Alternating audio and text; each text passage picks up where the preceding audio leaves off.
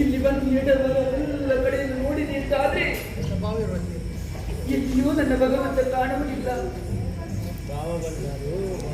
ಶ್ರೀಕೃಷ್ಣನನ್ನು ನಂಬಿ ನಾನು ಕೆಟ್ಟು ಹೋದೇನೆ. ಹಾಗಾದ್ರೆ ನನ್ನ ಕೈ ಬಿಟ್ಟು ಹೋದರೆ ಪರಮಾತ್ಮ ದೇವರಿಗೆ ಈ ರೀತಿಯಾಗಿ ಮಾಡಿದಂತಾದ್ರೆ, ನಾನು ನಂಬಿದಂತಹ ದೇವರೇ ನನ್ನ ಕೈ ಬಿಟ್ಟ ಅಂತಾದ್ರೆ ಮತ್ತೆ ನಾನು ಯಾರಿಗೆ ಬೇಕಾಗಿ ಬದುಕಬೇಕು? ಇಲ್ಲ, ಈ ಕಾಳಿಕಾ ಗುಡಿಗೆ ಬಂದ ಬಳಿಕ ಶ್ರೀಕೃಷ್ಣನನ್ನು ನೋಡದೆ ಮತ್ತೆ ನಾನು ಅರಮನೆಯನ್ನು ಸೇರುವವಳಲ್ಲ. ಏನೇ ಇದ್ದರೂ ನನ್ನ ಜೀವನ ಇಲ್ಲಿಂದ ಮುಂದುವರಿಯಬೇಕು ಅಂತಾದ್ರೆ ನಾನು ಕೃಷ್ಣನನ್ನು ನೋಡಲೇಬೇಕು. ಅವನೇ ಇಲ್ಲಿ ಬರಲಿಲ್ಲ ಅಂತಾದ್ಮೇಲೆ ಬೇಡ, ಈ ಜೀವನವೇ ಬೇಡ.